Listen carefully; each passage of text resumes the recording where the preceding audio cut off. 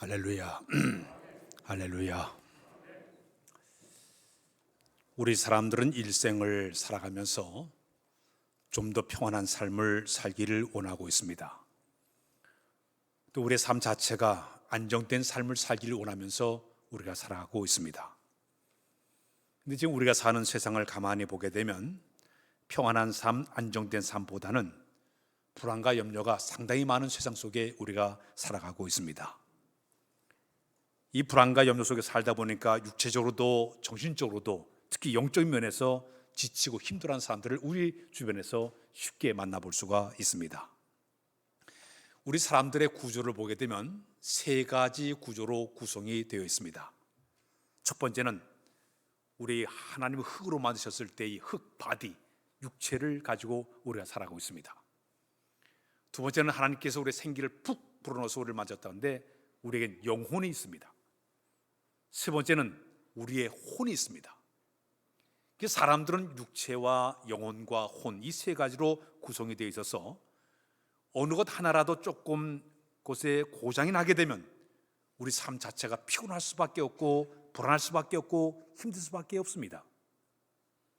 우리 이 세상에 이 안정된 삶을 사는 것은 영도, 육도, 혼도 다 건강해야만이 우리가 편안하게 우리가 안식처를 가지고 우리가 살아가게 되는데, 이것 가운데 하나라도 문제가 생기면 우리의 삶 자체가 힘들고 피곤하고 질 수밖에 없는 것입니다. 사도 바울이 데살로니가 교인들에게 편지를 보냈습니다. 데살로니가서 5장 23절에 이런 말씀을 보냈습니다. 우리 다 같이 시작. 평강의 하나님이 진히 너희를 온전하게 거룩해 하시고 너희의 온 영과 혼과 몸이 우리 때에 흠없이 보존되기를 원하노라. 사도 바울은 우리의 육체도 우리의 영혼도 우리의 정신도 건강하기를 바란다는 그런 기도의 제목을 보낸 적이 있습니다. 요한 3서 2절에 보면 또 이런 말씀입니다. 시작. 사랑하는 자여 내 영혼이 잘됨 같이 내가 범사에 잘되고 강건하기를 내가 간구하노라. 우리의 영혼이 잘되고 우리의 육체도 잘되고 강건하고 우리의 삶 자체 우리의 그 혼도 건강한 이런 삶이 우리에게 필요한 줄로 믿습니다. 이런 말이 있습니다. 하루의 휴가가 밤이라고 얘기하고 있습니다. 낮에 열심히 일하다가 피곤해졌다가 잠을 하룻밤을 지나게 되면 우리가 편안을 느끼게 되었습니다. 일주일의 휴가가 언제냐? 그럼 주일이에요. 이 주일날 우리가 편히 쉬는 것이 바로 일주일 휴가라고 얘기하고 있습니다. 1년 가운데 휴가를 꼽으라 그러면 겨울이에요. 봄, 여름, 가을, 겨울 열심히 일하다가 겨울 때는 좀 쉬면서 사람들이 인생을 살아가고 있습니다. 우리 인생의 휴식은 언제일까요? 세상 떠나서 저 영원한 생명 얻는 것이 영원한 이런 휴식이라고 볼 수가 있을 것입니다. 우리 사람들의 몸 가운데 제일 많이 일하는 그 구조를 기관을 꼽으라 그러면 이 심장이에요. 전체 우리 육신 가운데 이 심장이 제일 많이 일을 하고 있습니다. 이 시간도 이 심장은 벌떡벌떡 뛰고 1분에 60번을 벌떡벌떡 뛰고 있습니다. 1시간에는 3,600번 정도 벌떡벌떡 뛰고 있어요. 하루에는 86,400번이나 벌떡벌떡 뛰면서 일을 하고 있습니다. 1년 동안 계산하면요, 1년 동안에는 315만 3,600번이나 벌떡벌떡 뛰면서 살아가고 있어요. 80세까지 산다고 계산해보면 어마어마한 일을 하는 것이 바로 이 심장이에요. 이렇게 지치고 힘들고 고달파하는 이런 모든 이런 그 펄떡펄떡 뛰는 일하는 이 심장 가운데 우리가 가장 중요한 것이 무엇일까요? 필요한 것은 휴식과 쉼이에요. 이렇게 부지런히 일을 하며 살아가는 우리에게 필요한 건 휴식과 우리에게 쉼이 필요한데, 우리가 살아가면서 어떻게 이 휴식과 쉼을 우리가 찾게 될 것인가? 유명한 정신위생학자 가운데 데이비드 판크라는 분이 우리 사람들이 일생을 살아가면서 정신적인 안정과 평안을 갖기 위해서는 4가지의 삶을 살아야 된다, 그분이 소개를 했어요. 그 첫 번째가 뭐냐면 땀을 흘리는 일터가 있어야 된다. 따라서 할까요? 땀을 흘리는 일터가 있어야 된다. 일하는 것이 여러분들이 볼 때는 피곤할 것 같지만은 일터가 있어야만이 안정과 평안을 얻을 수가 있는데, 만약 우리가 살아가면서 일터가 없게 되면 더 피곤해요. 더 마음적으로 불안하고 염려가 찾아옵니다. 작년도 통계를 보니까 우리나라의 실업자가 135만 명이라고 그래요. 이 135만 대 사람들이 일터가 없으니까 너무너무 지쳐가지고 힘들게 산다고 얘기를 해요. 우리가 살아가면서 내가 삶의 일터가 있는 것은 행복이에요. 일터가 있는 이 자체가 감사함이에요. 즐거움이 있는 것이에요. 그래서 우리가 하루 살아가면서 나에게 일터 주신 하나님께 늘 감사하며 사는 것이 진정한 안정과 행복이 있게 될 줄로 믿습니다. 두 번째는 우리가 살아가면서 마음의 안정과 평안을 갖는 두 번째 요소는 살아가는 마음이 있어야 가능합니다. 따라서 할까요? 살아가는 마음을 가져야 된다. 내가 아무리 돈과 명예와 인기가 있다 하더라도 사랑이 메말리게 되면 인생의 참 평안과 기쁨을 누릴 수가 없습니다. 내가 사랑하는 대상이 있다는 건 이 굉장한 축복이에요. 내가 사랑하는 아내가 있다는 것 축복이에요. 남편이 있다는 축복이에요. 자녀가 있다는 건 축복이에요. 내가 교회 안에서 성도들을 내가 사랑하며 사는 이 자체가 우리에게 참된 행복이 되는 줄로 믿습니다. 만일에 부부가 살아가면서 사랑이 식어지게 되면 가정이 불행할 수밖에 없을 거예요. 선풍기, 냉장고 필요 없어요. 늘 그 집에는 내 그 웃음이 떨어지기 때문에 그까지 아주 그 가정은 차디찬 가정이 될 수밖에 없을 거예요. 이 사랑은 묘한 그 에너지 힘을 가지고 있습니다. 부부가 끈끈한 사랑이 지어줄 때 오갈 때에 그 가정에 참된 행복이 있고 즐거움이 있게 되는 거예요. 교회도 마찬가지. 교회 교인 수가 제일 많이 있다 하더라도 이 성도들과 진정 사랑이 있어야만이 교회가 평안한 교회요, 든든한 교회가 될 줄로 믿습니다. 우리가 살아가면서 내가 살아가는 마음을 갖고 사는 것, 이 자체가 바로 우리에게 참된 안정과 평안을 가져오게 되는 것입니다. 세 번째는 뭐냐? 놀이, 휴식이 있어야만이 우리 마음의 안정과 평안을 갖게 된다고 얘기했습니다. 따라서 할까요? 놀이가 있어야 된다. 쉰다라는 이 말이 원어로 얘기하면 이리파우디스라는 말을 쓰고 있는데, 이 말의 의미는 뭐냐? 원기를 회복한다, 그렇게 얘기합니다. 레크레이션이라는 이 얘기는 새로운 것을 창조한다는 의미를 가지고 있습니다. 우리가 살아가면서 쉬게 되면 내가 삶을 유지할 때 새로운 활력소를 만들어내기 때문에 우리의 삶에 우리가 쉼이 필요하다는 얘기입니다. 성경을 보게 되면 우리 하나님께서도 쉬셨습니다. 6일 동안 세상을 다 창조하실 때에 제7째 되는 날은 우리 하나님도 쉬셨습니다. 유대 나라 사람은 지금도요, 농사를 6년 동안 농사를 짓게 되면 제7년째 되는 때에는 땅을 갖다 쉬게 만들어요. 일하는 농부들, 종들도 다 쉬게 만들어요. 성경 말씀대로 살려고 애를 쓰다 보니까 안식년이 되게 되면 재충전을 받기 위해서, 그리고 또 새로운 원기 회복을 위해서 쉼의 과정을 통해서 다시 한번 원기를 회복해서 새로운 마음으로 일하라, 새로운 땅의 기름기를 가지고 새롭게 그 땅을 농사지어라, 그런 마음을 가지고 제7년째는 안식년을 지나게 됩니다. 어떤 사람들은 쉬는 것이 죄라고 생각하는 사람들이 많이 있는데, 만약 할 일 없이 빈둥빈둥 놓으면서 쉬게 되면 이건 죄가 될 수밖에 없을 거예요. 그러나 내가 삶의 휴식을 통해서 재충전을 받고 건강을 유지하게 되면 이 자체가 바로 성경대로 살아가는 하나의 방법이 되게 되는 것입니다. 유대인들은 안식일을 지킬 때 출애굽기 20장 8절의 말씀을 가지고 그들이 안식을 지켰습니다. 우리 읽다 시작. 안식일을 기억하여 거룩하게 지키라. 그들은 이 창세기 20장의 그 말씀을 가지고 엿새 동안 힘써 내 모든 일을 행할 것이라. 일곱째 날은 내 하나님 여호와의 안식일인즉 너나 내 아들이나 내 딸이나 내 남종이나 여종이나 내 가축이나 내 집안에 머무른 객일지라도 아무도 일하지 말아라.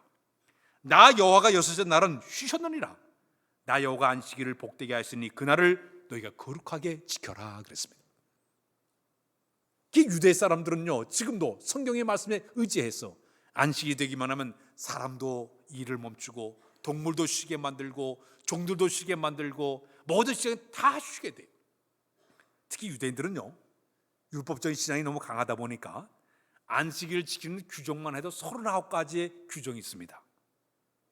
불을 갖다 지피거나 끄는 것도 안식일에 못하게 만들었어요. 빵을 먹기 위해서 반죽을 하는 것도 못하게 만들었어요. 안식일 때가 되게 되면 글자 2글자 이상을 쓰지도 못하고 지우지도 못하게 했습니다. 그들은 물을 열기도 하고 닫는 것도 못하게 했어요. 성지순례 가니까 안식이 되니까요, 엘리베이터가 아예 움직이지 않아요. 이렇게 철저하게 그들은 안식일을 지키는 그들의 모습이었습니다. 그런데 이 유대인들이 지키는 안식일은 금요일 날 저녁에 시작해서 토요일 날 해질 때까지 안식일을 그들이 지키고 있습니다. 그런데 이 구약적인 얘기하는 이 안식일의 의미는 어떤 의미를 가지고 있는가 하면은, 하나님이 창조하신 다음에 제7일째 쉬셨다. 그러니까 하나님의 창조를 기억한 날로 지키는 것이 안식일의 의미였습니다. 그러나 우리는 지금 이 시대는 우리는 주일날을 지키고 있습니다. 토요일날 우리가 지키는 것이 아니라 주일날을 지키고 있는데, 주일날은 크게 나누면 세 가지의 의미를 가지고 우리가 주일날을 지키고 있습니다. 첫 번째는 뭐냐? 주일날은 우리 예수님께서 금요일날 십자가상에 돌아가셨다가 주일날 새벽에 부활하셨어요. 그래서 우리 그리스도인들은 주일날 하나님께 예배드릴 때마다 부활의 주님, 승리의 주님을 찬양하면서 경배하면서 예배를 드리는 것이 바로 주일날의 특징입니다. 두 번째, 이 주일날은 뭐냐? 성령이 임재하신 날이 바로 주일날이에요. 사도행전 2장 10절에 보게 되면 불같은 성령이 강하게 임해서 모든 성령 충만한 역사를 그들이 경험하지 않았습니까? 초대교회 교인들은 주일날 모여서 성령 강림을 체험하고 은혜 받아가지고 그 나가서 아주 놀랍게 교회 안에 모여서 성령을 갈구하고 성만찬을 나누면서 하나의 공동체의 역사를 이룬 것이 바로 초대교회의 모습이었습니다. 우리가 주일날 교회에 나와서 우리가 주님 앞에 나와서 성령의 은혜를 체험을 하고 성도가 서로 교제하고 사랑 나누는 이것이 바로 주일날의 의미 속에 그것이 들어가 있습니다. 마지막 세 번째는 계속 2장 10절에 보게 되면 주일날은 사도 요한의 주일날 하늘을 바라보니 하늘이 쫙 열리면서 하늘의 계시를 받은 날이 바로 이 주일날이에요. 오늘 여러분들 주일날 교회에 와서 예배를 드릴 때 하늘 문이 열리고, 그리고 하늘나라가 내가 바라보게 되고 하나님의 계시를 받는 이 시간이 주일날이 될 줄로 믿습니다. 그래서 안식일의 예배의 모습과 주일날의 예배의 모습이 달라요. 안식일은 규정에 따라가지고 율법적으로 지키는 것이 있지만은 이 주일날은 그것이 아니에요.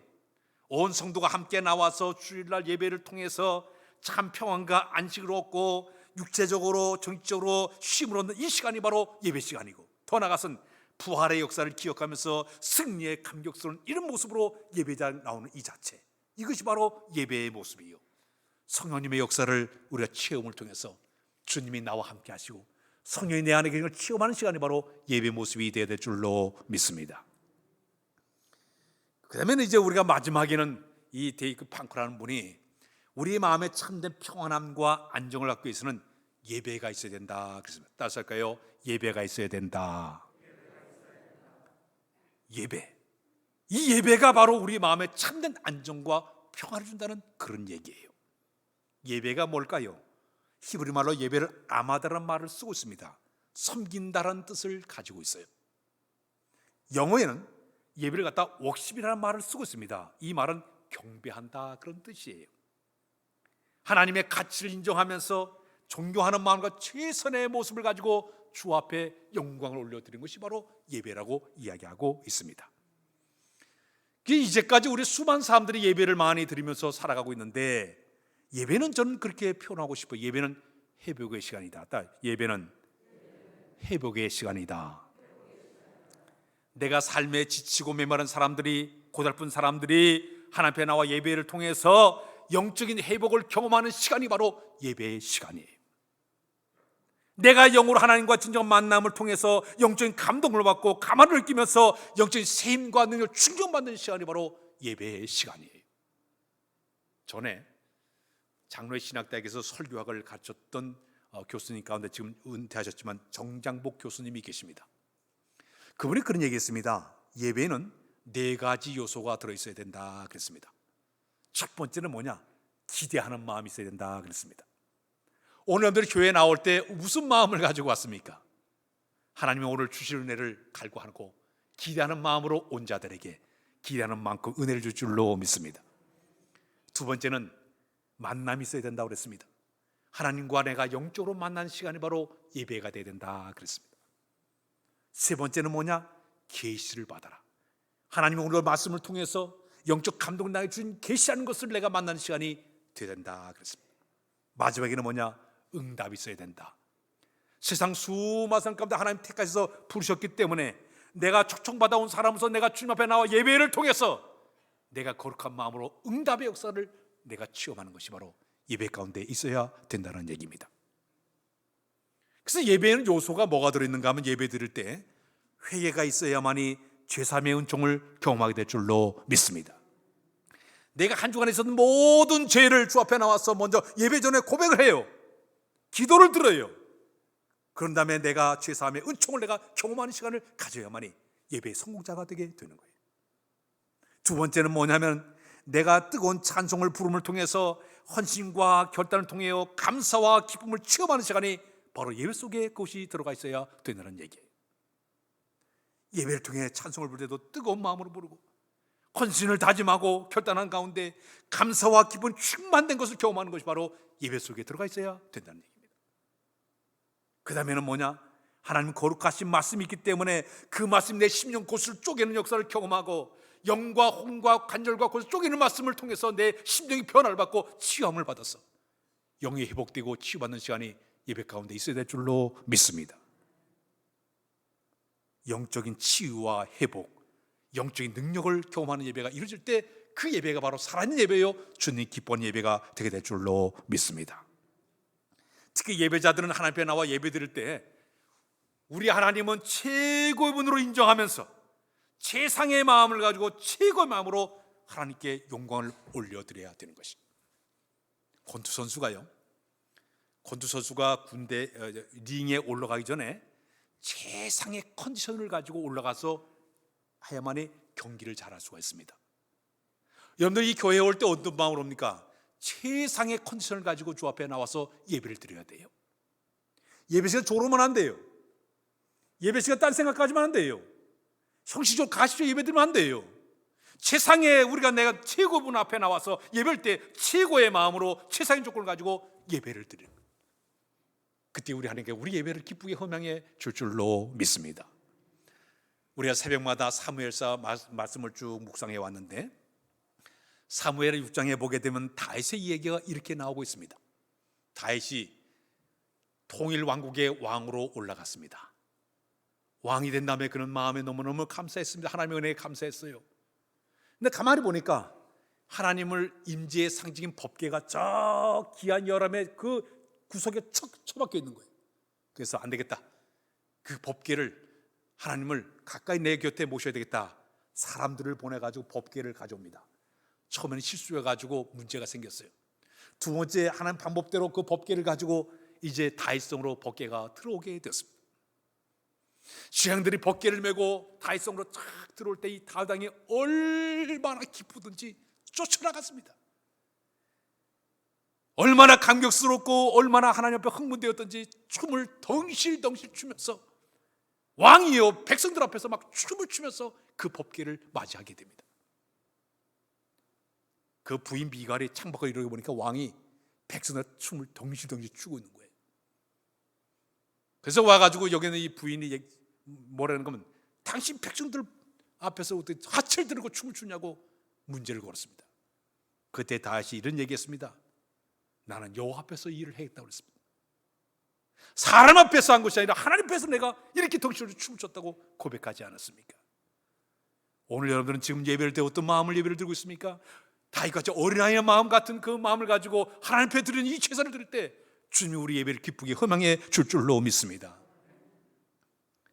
우리가 이 땅에 살면서 여호와의 복을 누리는 것들이 굉장히 많이겠지만 예배를 잘 지킨 것도 주의 축복이 되는 줄로 믿습니다. 저 스코틀랜드에 에릭 리들이라는 사람이 있었습니다. 이 에릭 리들이라는 이 사람은 달리기 육상 선수예요. 그림이 지금 안 떠올려요. 에릭 리드라는 이 사람은 육상 선수인데 영국 나라의 100m 이 달리기 선수로 세계 최고의 기록을 가진 그런 사람이었습니다. 1924년도에 파리에서 올림픽이 열리게 되었습니다. 그러니까 에릭이 그 올림픽에 출전하게 되었는데 그 주종목이 100m에서는 세계 최고 기록을 가지고 있었어요.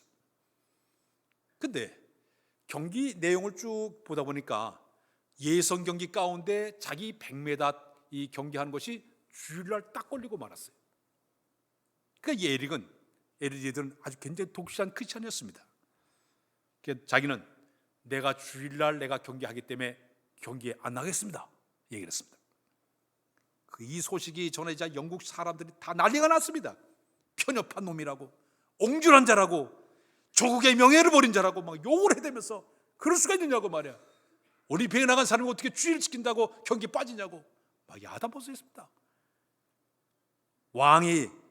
왕이 권고를 해도 대답을 안 해요. 왕자를 보내 설득을 해도 권유를 해도 완강하게 거절합니다. 나는 주일날은 경기 안 하겠다.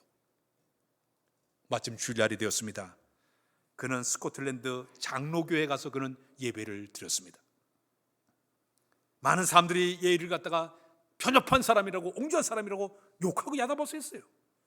근데 이를 눈 하나 깜짝 안 했습니다. 근데 며칠 후에 400m 올림픽이 400m 달리기가 있었는데 하필은 출전 선수 하나가 훈련하다가 부상을 당하고 말았습니다. 그 선수가 없으니까 이 에리들에게 네가 대신 나가라고 했습니다. 아니 나는 100m 선수인데 어떻게 내가 400m 나가냐. 그래서 네가 나가라고. 그러니까 에리 할 수 없이 알았습니다. 마침내 400m를 출전하게 되었습니다. 놀라운 일이 벌어졌습니다. 400m 나갔는데 그가 약 뛰어가지고 47.66으로다가 세계 신기록을 세우면서 그가 금메달을 따게 되었습니다. 그는 400m 단 다음에 그냥 그 땅에 엎드려졌어요. 근데 놀라운 쫓아가서 그가 손에 꽉 쥐고 있는 것을 보니까 종이 하나를 딱 들고 있었어요. 종이를 이렇게 펴봤습니다. 달릴 때 담당 안마사가 그에게 성경 구절 하나를 줬어요. 그 성경 구절을 쥐고서 뛰었는데 성경 말씀이 바로 사무엘상 2장 3절 하반절의 말씀입니다. 우리 읽을까요? 시작. 나를 존중인 자를 내가 존중 여기고 나를 멸시한 자를 내가 경멸하리라. 그는 그 말씀 가지고 달렸던 거예요. 기자가 질문했습니다. 당신이 어떻게 이렇게 금메달을 따게 되었습니까? 그는 대답하기를 나는 200m까지는 내 힘으로 최선을 다해 달렸습니다. 그러나 나머지 200m는 우리 하나님 나를 도와줬습니다. 고백을 했습니다. 순식간에 그는 국가적 영웅이 되었습니다.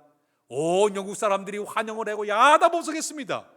어떻게 무명의 선수가 이게 400m가 금메달 딸 수 있어? 야단법석했습니다. 그는 나라에 온 뒤에 그 다음에 그는 올림픽 선수를 갖다가 그는 팽개쳐버렸습니다. 그런 다음에 그는 열심히 중국 선교사로 가기 위해서 과학과 신학을 열심히 공부해. 그 당시에 그 나이가 24살인데 과학과 신학을 공부한 다음에 아버지와 형을 들여서 중국 선교사로 그가 떠나게 됩니다.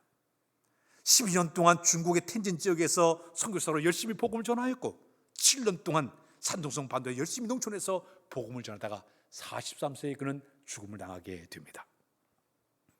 여러분, 이 사람은 철저하게 주의를 지키려고 목숨 걸었기 때문에 하나님이 그를 영광을 받으시고 그를 위대한 자로 하나님이 사용해 준 줄로 믿습니다.